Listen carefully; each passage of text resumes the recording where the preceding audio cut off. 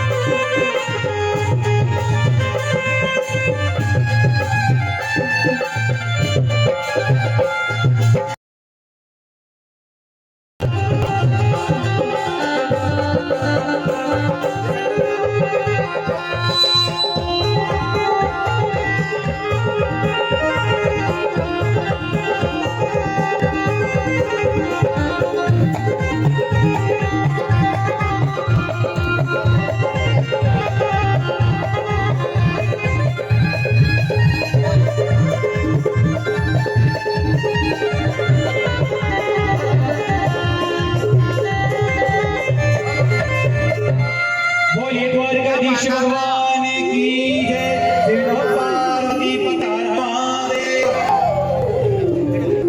सुदामा को जाना है द्वारिका, लेकिन 7 दिनों के गए ना, तो पेट की गर्मी चढ़ गई यहाँ, तो हरिद्वार पहुंच गए। हरिद्वार पहुंच करके गंगा किनारे जाकर के बैठ गए। अब नदी को पार कैसे करूं? कोई केवट आया मल्लाह बन करके, नाव लेकर के, कहा कि बाबा आप नाव में बैठ जाइए ना। तो सुदामा कहते कि नहीं नहीं, मेरे पास पैसा नहीं है, मैं नाव में नहीं बैठ सकता। तो मल्लाह ने कहा कि बाबा हम संत महात्माओं को निःशुल्क गंगा पार कराते हैं, आप बैठिए ना। तो सुदामा जी बैठ जाते हैं। परिचय पूछते हैं कि तुम कहाँ से आए हो, कहाँ जा रहे हो? पोरबंदर का रहने वाला हूँ। सुदामा मेरा नाम है। कहाँ जा रहे हो? द्वारिका जा रहा हूँ। क्यों? अरे द्वारिकाधीश जो है ना कन्हैया, वो मेरा मित्र है, बचपन में हम साथ पढ़े हैं। अच्छा, अरे साथ पढ़े तो क्या हुआ, वो तो बहुत बड़ा व्यक्ति बन गया है ना, तो द्वारिका का राजा हो गया है, क्या तुम्हें पहचानेगा वो? तो सुदामा जी थोड़ी देर के लिए मन में विचार करते हैं कि क्या मालूम द्वारिकाधीश कभी मुझे भूल गया हो तो, क्योंकि ये ऐसी दशा फटेहाल इस जीवन को देख करके क्या मालूम कभी मुझे पहचानेगा। और मेरे पैर के ऊपर मुंह लगा रहे हो। स्नान कराना है सुदामा जी आपको, तो कि प्रभु अभी जाता हूँ मेरी बाल्टी रस्सी लेकर के, कि नहीं ऐसे स्नान नहीं होगा। तो खिड़की से बताया कि देखो उधर से 16,108 गगरे भारतवर्ष की प्रमुख नदियों के, समस्त सागरों के, तीर्थों के जल लेकर के 16,108। तो ये कौन है? ये अपने गांव की है क्या? तो धीरे से कान में कहा कि गांव की भी, अपना घर की है। कि प्रभु इतने घड़े अगर मेरे ऊपर डालोगे तो हड्डियां गल जाएंगी मेरी, पहले ही तो हड्डियां दिख रही हैं। उद्धव जी से परामर्श लिया, उद्धव जी क्या करें? तो उद्धव जी ने कहा कि प्रभु एक काम करते हैं, 8 पटरानियों के घड़ों से स्नान करा दो। तो भगवान ने कहा कि 8 पटरानियों के घड़ों से स्नान कराऊंगा ना तो बाकी की सभी रानियां नाराज हो जाएगी, तो एक एक बूंद सब घड़े में से ले लो। तो पानी परात को हाथ छुओ नहीं, भगवान उस चक्रवर्ती सम्राट ने, जो पूरी पृथ्वी का राजा है, उसने संत के ब्राह्मण के चरण में ऐसे मस्तक रख दिया और नेत्रों की जल की धारा से उसके पैर पखार दिए। साहब प्रणाम किया है, स्नान कराना है अब। लेकिन एक कांटा चुभ रहा था। रुक्मिणी सुई लेकर के आओ। रुक्मिणी सुई लेकर के आने में देर लगा देती है, तो भगवान ने उस ब्राह्मण के पैर से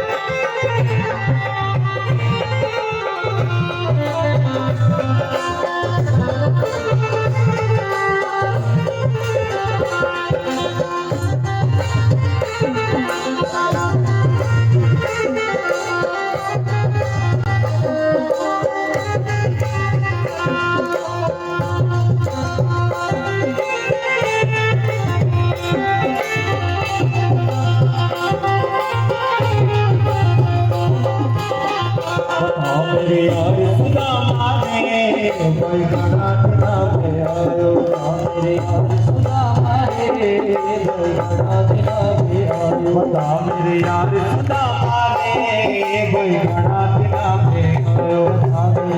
सुदामा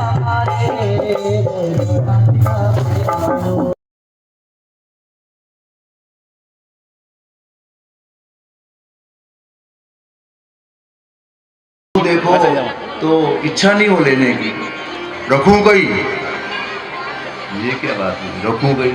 लीजिए साहब, पुड़ी पुड़ी पुड़ी पुड़ी पुड़ी पुड़ी पुड़ी लेना है क्या सर? लीजिए ना सर। एक बार हम किसी के घर गए चाय के लिए, तो चाय पीने की इच्छा नहीं थी, लेकिन जो बहन चाय लेकर के आई थी ना, उसने ऐसा बोला कि साहब चाय पीना पड़ा, ले लीजिए ना।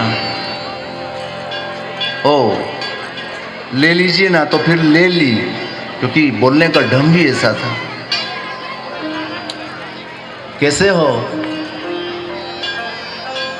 तो क्या बढ़िया। हाँ, बोलो तो ऐसा बोलो कि सुनने वाले का कल्याण हो जाए, और लिखे कभी कहीं ऐसा लिखो तो ऐसा लिखो कि पढ़ने वाले का कल्याण हो जाए।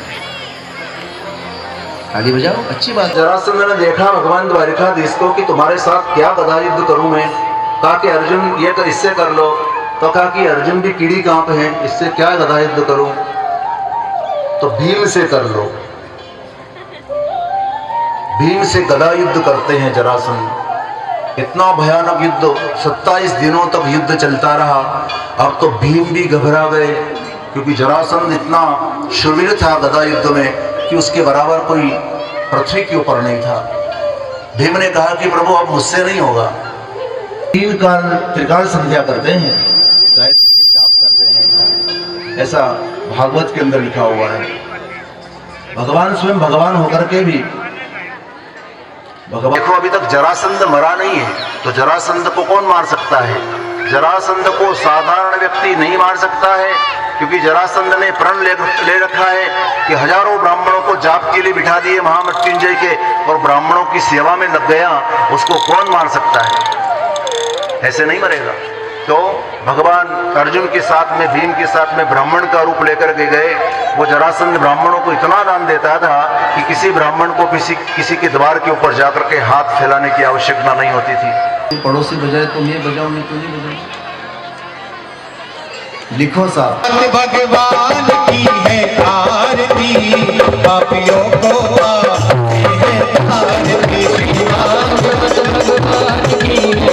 सड़ जाती है, इसलिए बोलना है। हम हाथ उठा कर कहते हैं भोले बाबा के, ये आनंद नहीं मिलने वाला है। हम हाथ उठा कर कहते हैं हो गए भोले बाबा के, हम हाथ उठा कर कहते हैं हम हो गए भोले बाबा के, हम हो